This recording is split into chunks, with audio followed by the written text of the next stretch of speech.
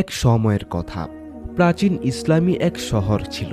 শহরের প্রতিটি রাস্তা, প্রতিটি বাজার, প্রতিটি বাড়ি ছিল আল্লাহর নামের আলোয় ভরা।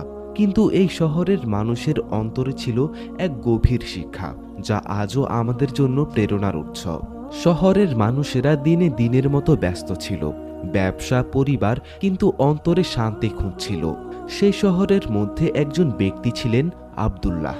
আব্দুল্লাহ ছিলেন শহরের একজন প্রভাবশালী ব্যক্তি, কিন্তু তার ক্ষমতা বা ধন সম্পদের চেয়ে বড় ছিল তার অন্তরের ভালোবাসা, নৈতিকতা এবং আল্লাহর প্রতি বিশ্বাস।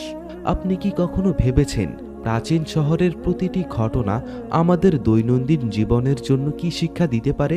আজকের গল্পটি শুধু ইতিহাস নয়, এটি আমাদের জীবনের জন্য এক অনন্ত শিক্ষা। গল্পটি শুরু করার আগে আপনারা যারা এখনো পর্যন্ত আমাদের চ্যানেলটি সাবস্ক্রাইব করেননি, এখনই চ্যানেলটি সাবস্ক্রাইব করে দিন এবং ভিডিওটিতে একটি লাইক দিয়ে দিন।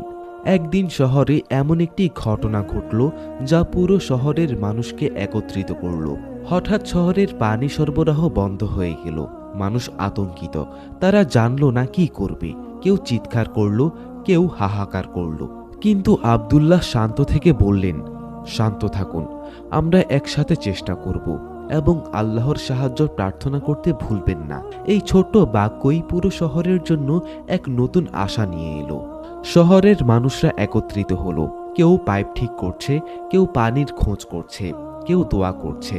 আব্দুল্লাহ শুধু নেতৃত্ব দিচ্ছেন না, তিনি নিজেও কাজ করছিলেন। হাদিসে আছে, যে ব্যক্তি অন্যদের উপকার করে আল্লাহ তার প্রতি দয়া করবেন।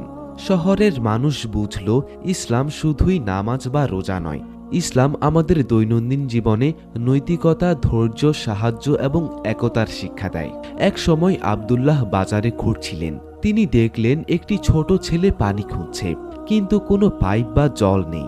আব্দুল্লাহ তাকে শান্ত করলেন এবং শহরের বড় বড় লোকদের সঙ্গে কথা বলে তিনি সমস্যার সমাধান করলেন। এই ছোট্ট গল্পটি আমাদের শেখায়, একটি মানুষের উদ্যোগ এবং নেক উদ্দেশ্য পুরো সমাজকে পরিবর্তন করতে পারে। শেষে শহরের মানুষরা একসাথে কাজ করে পানি পুনঃস্থাপন করল। তারা বুঝল, ধৈর্য, বিশ্বাস এবং সহযোগিতার মাধ্যমে বড় সমস্যার সমাধান সম্ভব। হাদিসে আছে, আপনি যদি ধৈর্য ধরেন এবং আল্লাহর উপর বিশ্বাস রাখেন, তাহলে আল্লাহ আপনাকে সর্বদা সাহায্য করবেন। শহরের মানুষরা শুধু সমস্যার সমাধান করল না, তারা শিখল একতা, ধৈর্য, সহমর্মিতা এবং আল্লাহর প্রতি বিশ্বাসের মূল্য।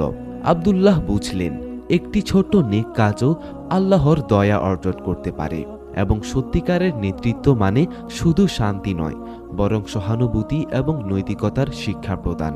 বন্ধুরা, এই প্রাচীন ইসলামী শহরের গল্প আমাদের শেখায়, ইসলামের শিক্ষা শুধুই ধর্মীয় আচার নয়, এটি আমাদের দৈনন্দিন জীবনের নৈতিক শিক্ষা, যা আমাদের মনকে, সমাজকে এবং পুরো জীবনকে সুন্দর করে।